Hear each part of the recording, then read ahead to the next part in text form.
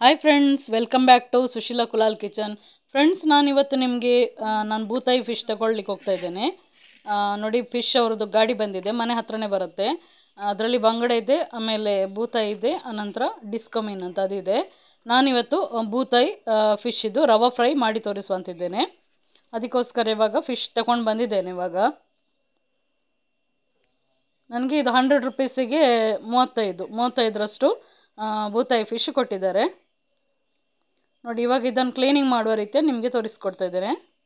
ನಾನು ಆದಷ್ಟು ಮನೆ ಒಳಗೇ ಕೂತ್ಕೊಂಡು ಕ್ಲೀನ್ ಮಾಡ್ತೇನೆ. ಅಂದರೆ ಒಂದು ತಟ್ಟೆ ಇಟ್ಕೊಳ್ತೇನೆ, ಒಳಗಡೆ ಒಂದು ಬೌಲಲ್ಲಿ ನೀರು ತೊಗೊಂಡಿದ್ದೇನೆ. ನೋಡಿ, ಇವಾಗ ಕ್ಲೀನ್ ಮಾಡೋದು. ಬೆನ್ನಲ್ಲಿ ಒಂದು ಇದು ಬರುತ್ತೆ, ಅದನ್ನು ತೆಗೆದು ನೋಡಿ ಈ ಥರ. ಆಮೇಲೆ ಮೀನಿನ 2 ಸೈಡಲ್ಲಿ ಸಹ ಇದು ಬರುತ್ತೆ ನೋಡಿ, ಅದನ್ನು ಕ್ಲೀನ್ ಮಾಡಿಕೊಂಡು ತುಳುವಲ್ಲಿ ಪುಡಸಿ ಅಂತ ಹೇಳ್ತಾರೆ, ಕನ್ನಡದಲ್ಲಿ ಏನು ಹೇಳ್ತಾರೆ ಅಂತ ಗೊತ್ತಿಲ್ಲ. ನೋಡಿ, ಅದನ್ನು ನಂತರ ತೆಗೆದ ನಂತರ ನೋಡಿ ಈ ಥರ ನಾನು ಕಣ್ಣೆಲ್ಲ ಹಾಕೋದಿಲ್ಲ, ಯಾಕಂದರೆ ಫಿಶ್ ಡೀಪ್ ಫ್ರೈ ಮಾಡಬೇಕಾದ್ರೆ ಎಣ್ಣೆ ರಟ್ತದೆ ಕಣ್ಣೆಲ್ಲ ಇದ್ದರೆ. ಅದಕ್ಕೋಸ್ಕರ ಡೀಪ್ ಫ್ರೈ ಮಾಡಬೇಕಾದ್ರೆ ನಾನು ಕಣ್ಣು ಹಾಕೋದಿಲ್ಲ ಫಿಶ್ಶಿದು.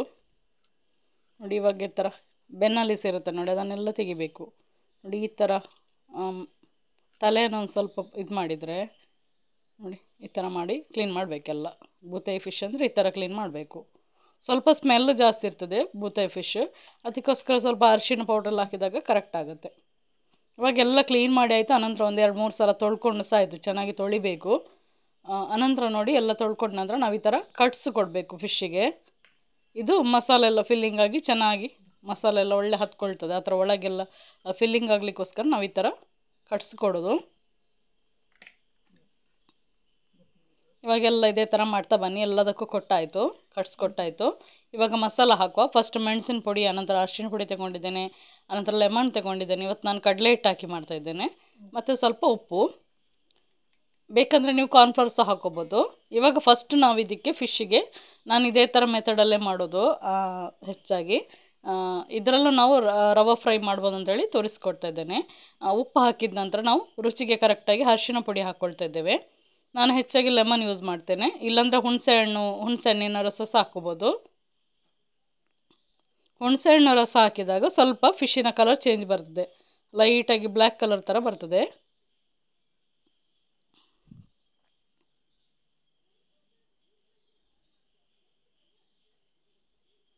ಇದು ಸಣ್ಣ ಲೆಮನ್, ಅದಕ್ಕೋಸ್ಕರ ನಾನು 1.5 ಲೆಮನ್ ಅಷ್ಟು ತಗೊಂಡಿದ್ದೇನೆ. ತುಂಬ ದೊಡ್ಡ ಲೆಮನ್ ಆದರೆ 1 ಲೆಮನ್ಸು ಸಾಕಾಗುತ್ತೆ. ನಾನು ಇದೇ ಥರನೇ ಹಾರಿಸಿ ಮಸಾಲ ಮಿಕ್ಸಿಂಗ್ ಮಾಡೋದು, ಇಲ್ಲಾಂದರೆ ನೀವು ಕೈಯಲ್ಲಿ ಮಿಕ್ಸಿಂಗ್ ಮಾಡ್ಬೋದು. ಇವಾಗ ನಾನು ಫಸ್ಟ್ ಅರಿಶಿಣ ಪುಡಿ ಮತ್ತು ಉಪ್ಪು ಹಾಕ್ಕೊಂಡು ಲೆಮನ್ ಹಾಕ್ಕೊಂಡು ಉಪ್ಪೆಲ್ಲ ಕರೆಕ್ಟಾಗಿದೆ ಅಂತ ಚೆಕ್ ಮಾಡ್ಕೊಳ್ತೇನೆ.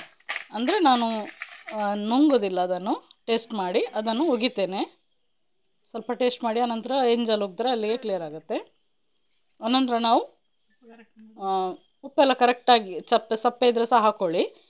ಮತ್ತು ಇವಾಗ ನಾವು ಮೆಣಸಿನ ಪುಡಿ ಹಾಕ್ಕೊಳ್ತಾ ಇದ್ದೇನೆ. ಮೆಣಸಿನ ಪುಡಿ ಸಹ ಹಾಕಿ ನಾನು ಇದೇ ಥರ ಮಿಕ್ಸಿಂಗ್ ಮಾಡೋದು, ಇಲ್ಲಾಂದರೆ ಕೈಯಲ್ಲಿ ಒಂದು ಸಲ ಮಿಕ್ಸಿಂಗ್ ಮಾಡಿದರೆ ಸಹ ಆಗುತ್ತೆ.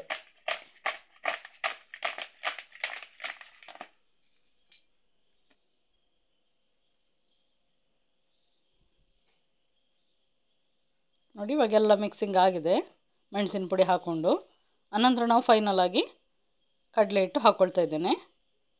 ಅಂದರೆ ನಮ್ಮ ಮನೆಯಲ್ಲಿ ಯಾವುದಿರುತ್ತೆ ಆ ಥರ, ನಾವು ಕಾರ್ನ್ಫ್ಲವರ್ ಇದ್ದರೆ ಕಾರ್ನ್ಫ್ಲವರ್ ಹಾಕಿ ಸಹ ಮಾಡ್ಕೊಳ್ತೇನೆ, ಅದಿಲ್ಲದ್ರಿದ್ರೆ ಕಡಲೆ ಹಿಟ್ಟು ಆ ಥರ.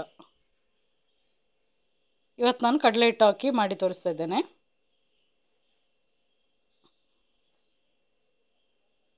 ಅಂದರೆ ಜಾಸ್ತಿ ಹಿಡಿಯೋದಿಲ್ಲ ಕಡಲೆ ಹಿಟ್ಟು ಅಥವಾ ಕಾರ್ನ್ಫ್ಲವರು. ಒಂದು 2.5 ಸ್ಪೂನ್ ಅಥವಾ 3 ಸ್ಪೂನ್ ಅಷ್ಟೇ, ಸಣ್ಣ ಸ್ಪೂನಲ್ಲಿ ಅಷ್ಟರಲ್ಲೇ ಫಿಲ್ಲಿಂಗ್ ಆಗುತ್ತೆ.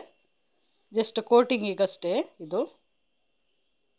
ಮಸಾಲೆ ಎಲ್ಲ ಚೆನ್ನಾಗಿ ರವೆ ಎಲ್ಲ ಕೋಟ್ ಆಗಿರಬೇಕಲ್ಲ, ಮಸಾಲ ಬಿಡಬಾರ್ದಲ್ಲ, ಅದಕ್ಕೋಸ್ಕರ.